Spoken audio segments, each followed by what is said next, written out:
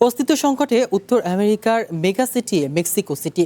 গত এক শতাব্দে শহরটির কিছু অংশ প্রায় ৩৯ ফুট নিচে নেমে গেছে।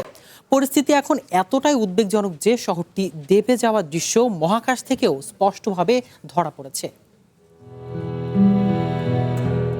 মহাকাশ থেকে পাঠানো নতুন কিছু চিত্র ভূবিজ্ঞানীদের কপালে চিন্তার ভাঁজ ফেলেছে।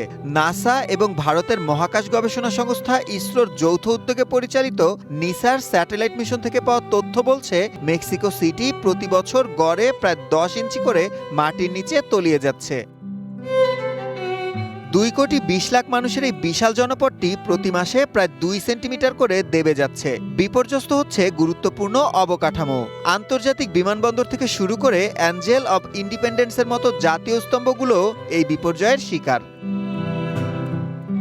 শহরের আনাচে কানাচেও ক্ষতির চিহ্ন সুস্পষ্ট। 1573 সালে নির্মিত ঐতিহাসিক মেট্রোপলিটন ক্যাথেড্রালটি এরই মধ্যে একদিকে হেলে পড়েছে।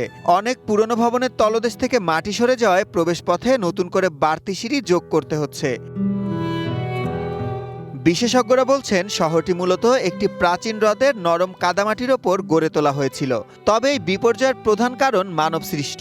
গত 100 বছর ধরে শহরটির ক্রমবর্ধমান পানির চাহিদা মেটাতে ভূগর্ভস্থ স্তর থেকে অনিয়ন্ত্রিতভাবে পানি উত্তোলন করাই এর মূল কারণ।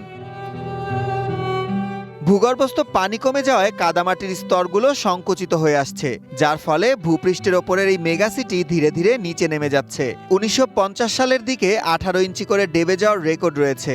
বর্তমানে সেই হার কিছুটা কমলেও মেক্সিকো সিটির ভবিষ্যৎ এখনও হুমকির মুখে। সুলাইমান সবুজ, ওয়ান ইন্টারন্যাশনাল ডেস্ক।